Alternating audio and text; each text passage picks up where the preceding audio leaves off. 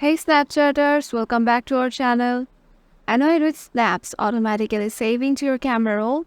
I have got a quick fix to you. In today's video, I'm going to show you how to stop those snaps from cluttering up your phone. Let's get straight into it. Once you're in your Snapchat, head over to your profile and go to the settings.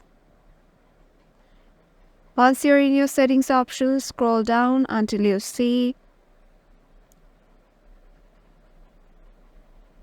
the memories option. Go for it.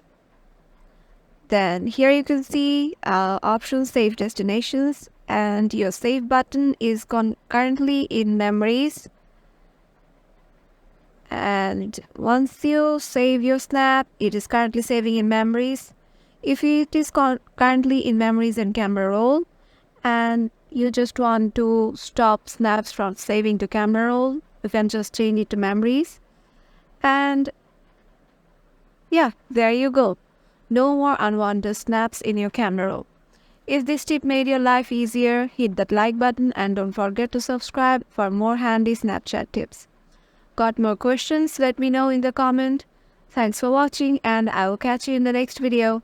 Keep snapping!